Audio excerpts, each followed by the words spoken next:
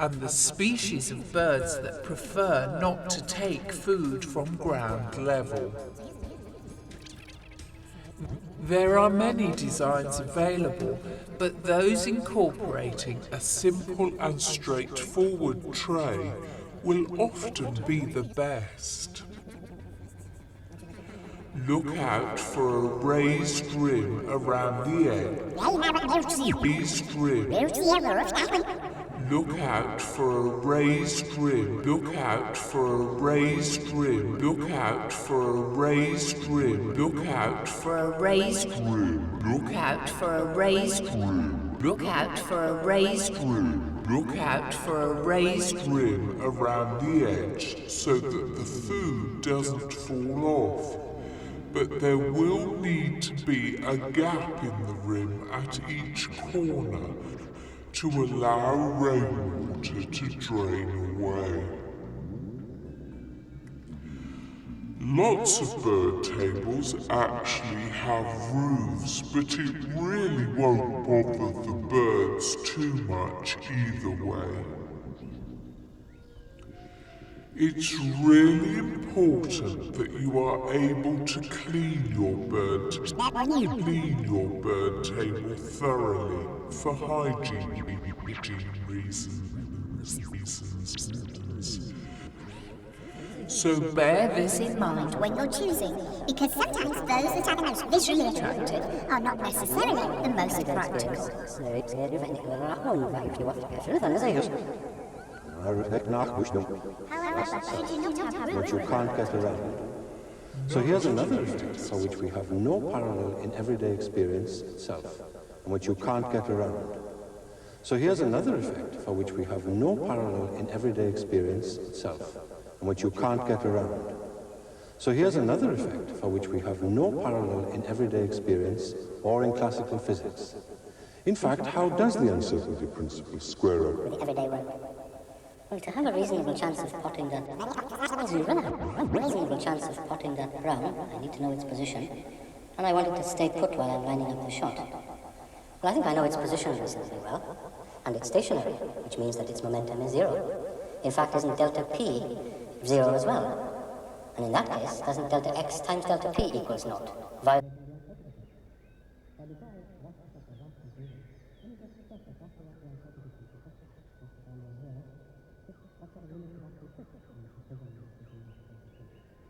In fact, suppose I were able to measure to something like the wavelength of visible light, delta x of order 10 to the minus 7 meters, roughly.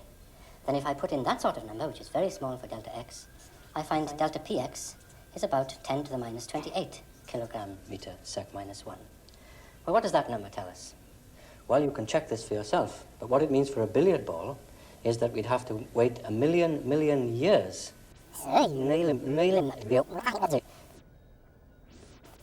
Is that we'd have to wait a million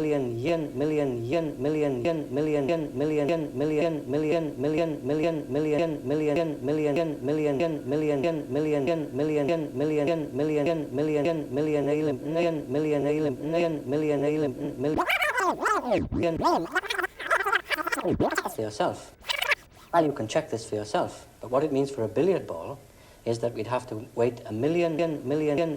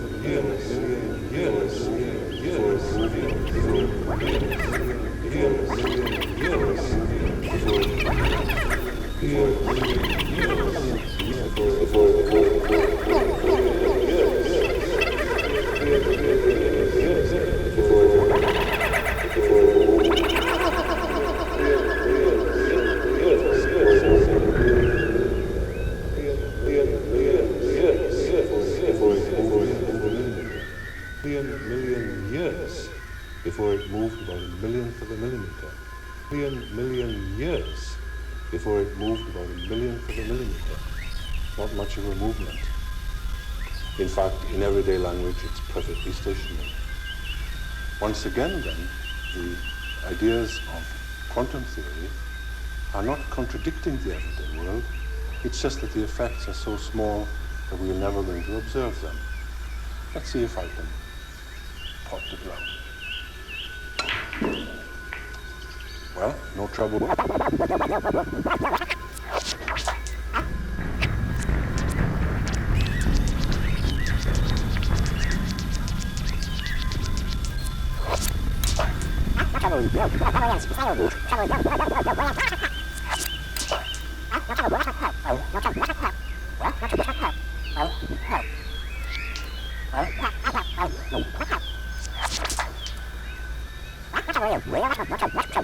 Trouble with the uncertainty principle there.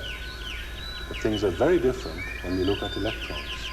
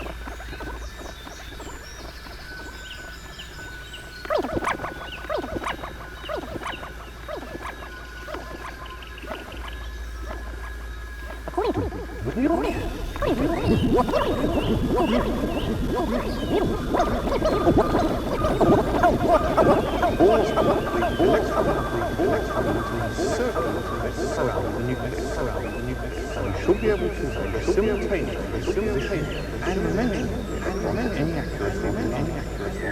But the problem is that this flatly contradicts the high so this must be wrong. The correct Stay on your seats. Schrodinger's which allows us to predict the probability of detected